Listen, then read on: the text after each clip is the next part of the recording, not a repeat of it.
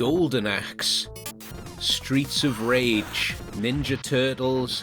These are just a few of the classical beat-em-ups everyone from the 90s knows and loves. Solid, satisfying combat, addictive gameplay where even after beating the game you find yourself going back again and again. But we're here to see if beat-em-ups today still hold up as well as the oldies. So, what better way to start our first episode of Beat 'em Up Banter with a recently made love letter to the good old days. Mighty Morphin Power Rangers, Rita's Rewind. In this game, a robotic version of Rita Repulsor travels 30 years into the past back to 1993, to the very beginning when the teenagers with attitude gain their newly found powers as the Mighty Morphin Power Rangers, recreating the original story from the series but with a bit of a twist. This time, the Ritas and her minions use time disruptors to stop the Rangers and change history in order to conquer Earth. So is this game more phenomenal, or will it simply give you a headache? When booting up the game, you're greeted to a kick-ass intro with a beautifully covered rendition of the popular Power Rangers theme tune. After which you're thrust into the game abundant with visually appealing full-color pixel art graphics. Pixel art graphics, awesome intros. I get the feeling I'll be making a few comparisons to Shredder's Revenge in this video. I love the attention to detail when it comes to the sprite work in this game. The fully animated Rangers and the character select screen for starters is a feast for the eyes. Beautifully designed and realistic mugshots, colourful levels and areas that give you the atmosphere of the original show, and of course, the Zords. Oh my goodness, the Zords. You can tell a lot of love was put into animating them. I'm surprised how well they can take a 3D robot and give it that pixelated touch. So yes, visually, the game is all around candy for the eyes, colourful, vibrant, and beautifully designed. You could stare at it for, well, most of the time. Yeah, I'll get to that. The soundtrack sticks to that awesome power metal theme, the kind of riffs that get you pumped up and primed for beating the snot out of putty soldiers. Not quite melodies that stick to you like earworms, but still some noteworthy pieces. There's also a tune that watchers of the show will remember. They made a cover to the theme of the show's comic relief dingus duo, Bulk and Skull.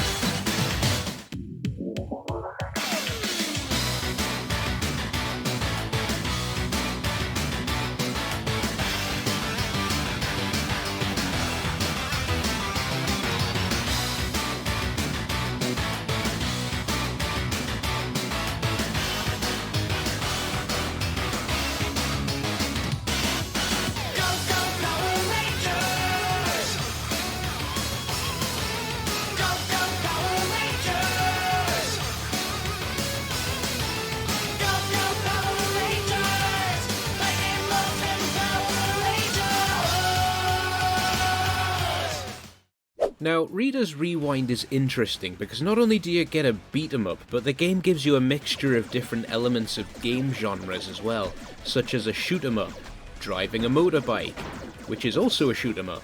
Get out of the way! And in the juice bar, which you can access between levels, as you progress in the game you'll unlock 3 different little arcade games. The first one is Drive Bomber. Probably my favourite out of the 3 as it's the most engaging. Race against the clock to hit checkpoints, bomb other drivers while making sure not to destroy your own vehicle, and get a high score. Plays nicely and is an amusing little minigame. Drive Bomber.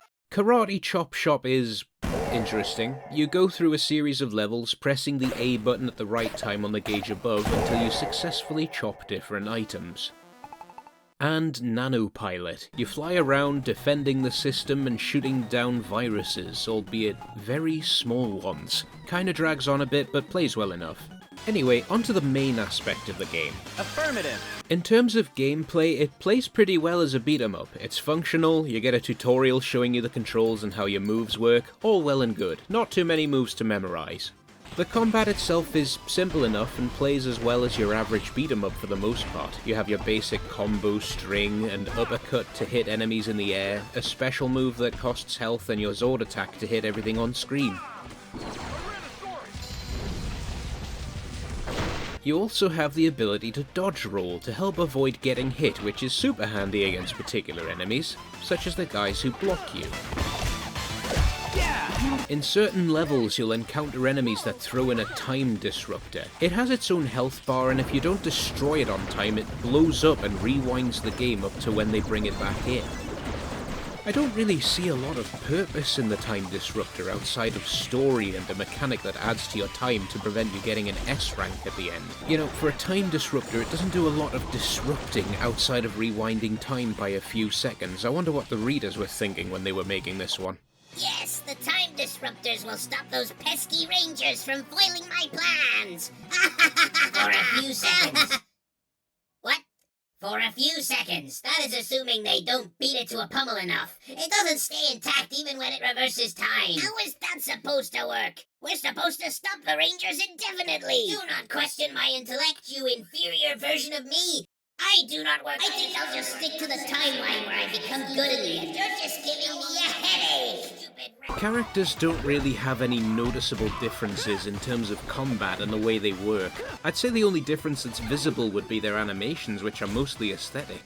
On the plus side, unlike old Turtles beat-em-ups with Donatello, the only thing players will call dibs on will be their favourite colour. Still, I feel like this was a bit of a missed opportunity. In different beat-em-ups like Streets of Rage or Shredder's Revenge, different characters would usually possess different attributes, movements, or functions. Maybe they're slow but strong, or they're frail but agile and work up combos, but in this game, each ranger plays more or less the same. Stat boosts aren't noticeable either. In fact, I don't really see much point in this mechanic. You beat a level, and your character levels up, and you get a point to increase power, defense, or speed. I don't know if it's just me, but I hardly see or even feel any difference when I do level a character up. Each enemy is beaten in the same amount of punches regardless. One gripe I have with the controls is the use of the uppercut or the counter attack. The input to use this is up and attack. Not the worst allocation to a move, but it still has its moments where it inconveniences me. I could simply be moving upwards to attack an enemy on the ground, but accidentally uppercut by mistake. It's occasionally even led me to falling off the level. I feel this could have been a 2-button input,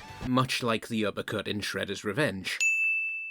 Speaking of falling off a level, have you ever had this happen to you? I beg your pardon? One of my least favourite boss fights is against the mind-controlled Green Ranger. More often than not, he seems to counter my every move. I know it's more of a me problem, but I never liked moments like this in a game that make you think, okay, can I play the game now? Can I move? What? I can't do anything.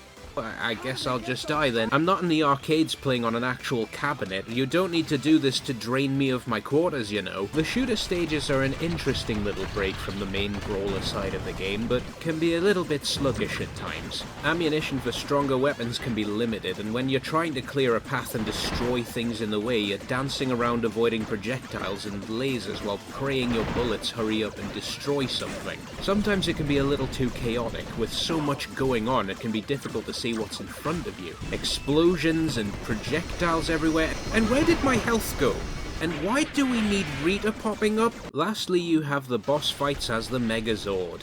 You're locked into a first-person view as you attempt to dodge the giant enemy's attacks while proceeding towards them and beating the snot out of them. You do this by using 2 buttons to punch with your left and right hands respectively. There's not really much to say in regards to these fights. They're very short-lived.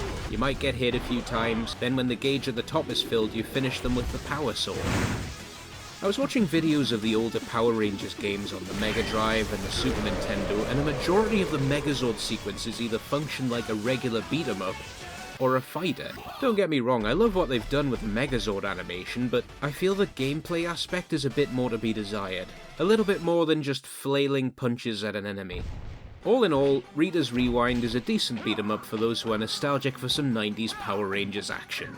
Visually appealing, pixel animation, rocking soundtrack, and acceptable gameplay. Although the beat 'em up part isn't really all that unique, it tries to spice things up with a little bit of variety outside of beating up bad guys. It's just the right level of challenge with varying difficulty levels, and options to spice up the gameplay to make it easier, or even more intense. You can also get rid of that really unnecessary time disruptor mechanic. It's colourful, it's cool, it's competent.